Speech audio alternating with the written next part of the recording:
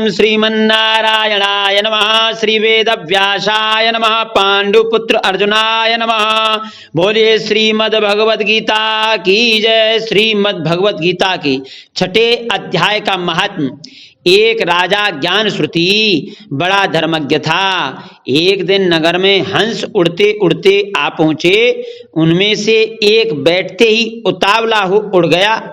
तब नगर में पंडितों ने कहा, हे हंस, तू इतना उतावला क्यों हो रहा है? क्या तू राजा ज्ञान श्रुति से भी पहले स्वर्ग को जाना चाहता है? तब उन पक्षियों में जो सरदार था उसने कहा, इस राजा से भी बढ़कर एक रय्यक मुनि श्रेष्ठ हैं। वह वैकुंठ के अधिकारी होंगे। वैकुंठ लोक स्वर्ग से ऊंचा है। तब राजा ने मन में विचार किया कि मेरे से उसका पुण्य बड़ा होगा जिसकी यह स्तुति करते हैं। यह विचार करके राजा ने कहा कि चलकर उनके दर्शन करने चाहिए। राजा ने सारथी से रथ मंगवाकर उस पर बैठकर सर्वप्रथम बनारस श्री काशी जी में जाकर गंगा स्नान किया। फिर ब्राह्मणों को दान दिया और शिव जी महाराज के दर्शन किए। फिर लोगों से पूछा, यहाँ कोई रय्यक मुनि रहते हैं? लोगों ने कहा, यहाँ कोई रय्यक मुनि नहीं रहते।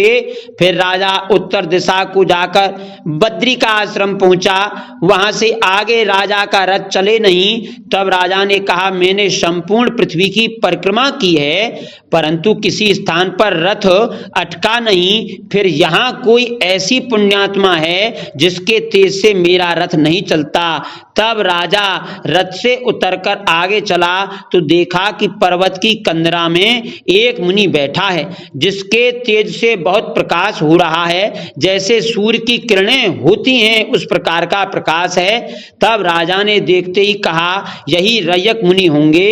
राजा ने दंडवत कर उनकी चरण वंदना की और हाथ जोड़कर स्तुति करी। तब रय्यक मुनि ने राजा का आदर किया और कहा, हे पृथ्वीपति, तुम चारों धाम पालन करने वाले हो और धर्म का आप पालन करने वाले हो, तुम पुण्यात्मा हो।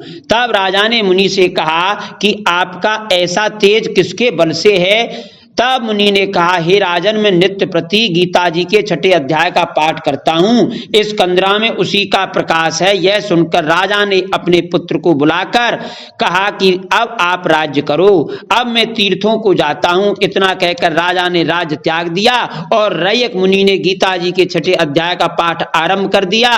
तब वह राजा भी पाठ करने लगा और दोनों ने देह त्याग की और दोनों को वैकुंठ धाम